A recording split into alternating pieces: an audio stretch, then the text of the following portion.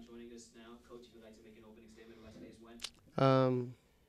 You know, anytime you play the game, a win is a win, and it's a great feeling to have. This team was, you know, I was looking forward to it because they're so non-traditional, and we play against structure every day when we play amongst ourselves, and they kind of take it back to the street and the playground and force you to guard, and you can see they shot 43 pointers, and they can really, you know, get it going.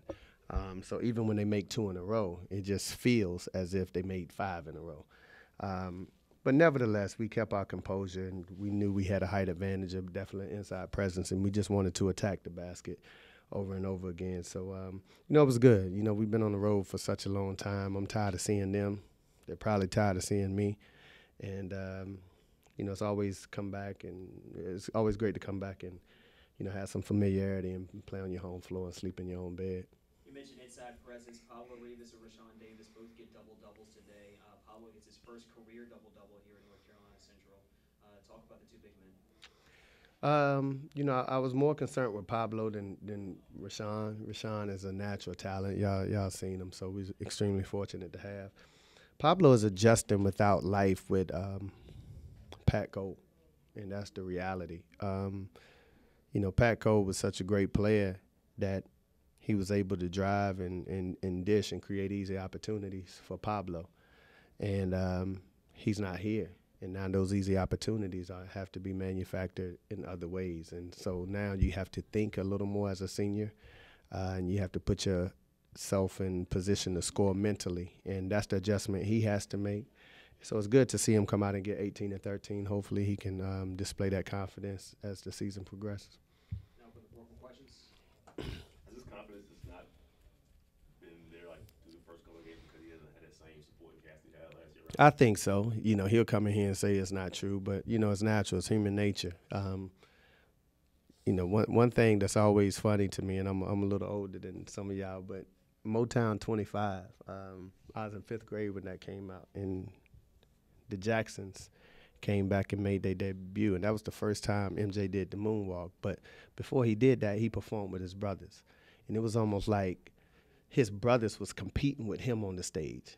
You know what I'm saying? I was like, Marlon, get out the way. Let's see my, you know. And the crazy thing is when they went on tour without him, all of them were shy about going to the front of the stage.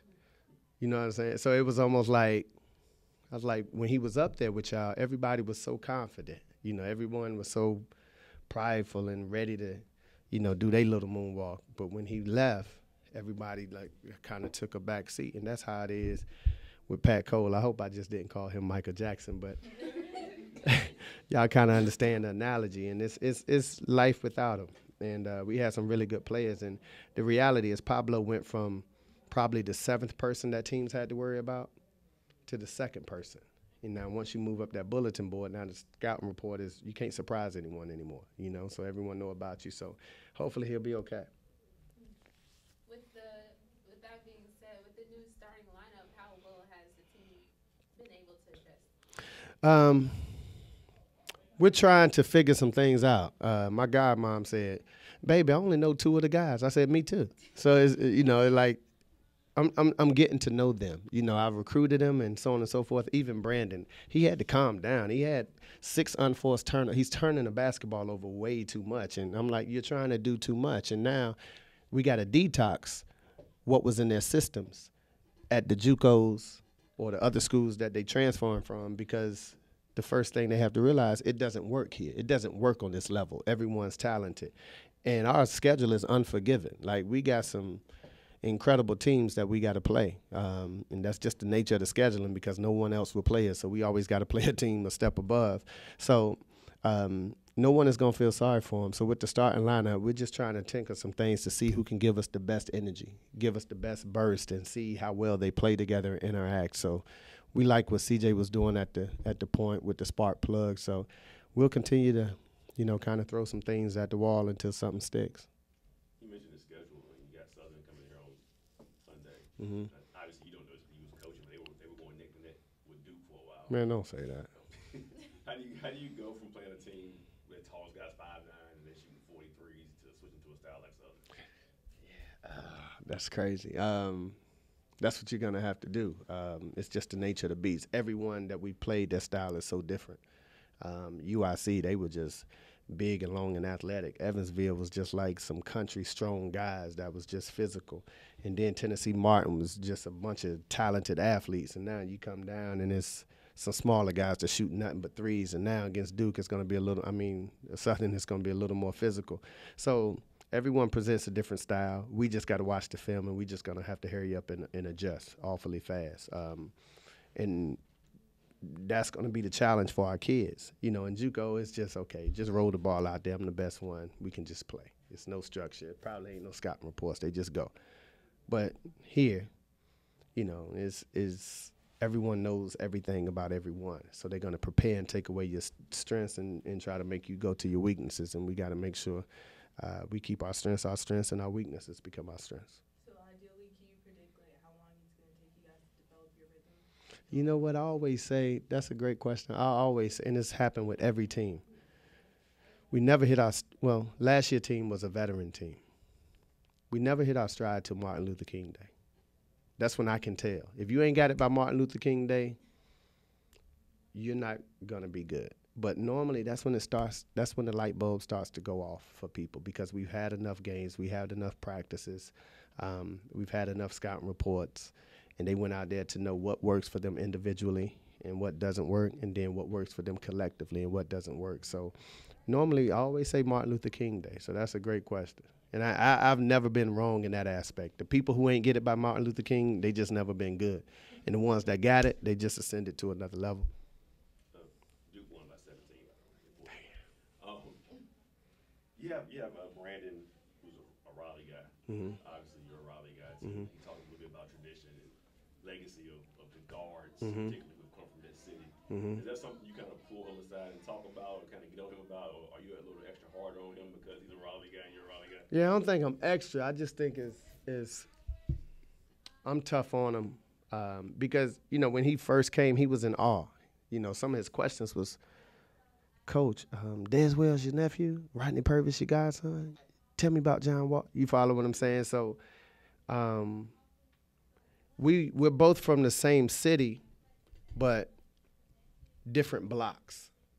And our block produced, and I have appreciation now, our block produced Nate McMillan, Danny Young, myself, Donald Williams, P.J. Tucker, Rodney Purvis, Des Wells, John Wall, Darius Johnson-Odom. That's our block. That's not the city. That's like this 3-block radius. He's from another part of town, and I told him, if you do well, you can claim my block.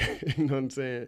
So he has to learn the toughness and how to bring it every single day. And that'll be the adjustment for him, because, again, he played at Millbrook, where they had the most talent, so they didn't have to prepare as much. He was always one of the best players on the floor. His JUCO, he was just always one of the best players on the floor. Now you have to prepare. And with that preparation, I told our guys, I said, listen, man, John Wall called me this summer, and he was upset. And here's a guy who was upset because he was picked third team All-NBA. And he was mad, like extremely mad. And I told them, how are you going to believe you're going to go be able to feed your mother and you're broke and you're happy? And this guy just signed for $250 million and he's upset. I said, so that's the difference in the mentality. You follow what I'm saying? I was like, this dude is just a killer, and y'all don't know that. Y'all don't get to see that part. ESPN or Instagram, they don't show you the killer mentality. But think about having $250 million in the bank and you walking around here upset. You know what I'm saying? Like, you got to be a different monster. And I said, you better hurry up and get that beast in you, because that's the only thing that's going to keep you alive and highly competitive on this end of it. Have you coached a lot of Raleigh guys? Oh, yeah. It seems like all of them. Not a lot, because I don't want to say I tried to stay away from, but, it's really hard. Like, Poobie couldn't call me. I knew Poobie since the day he was born. Poobie couldn't even call me coach until, like, his senior year. He was like, Vale, what? I was like, man, my name coach. He's like, yeah, coach. Like, so it was, I'd known him for that long.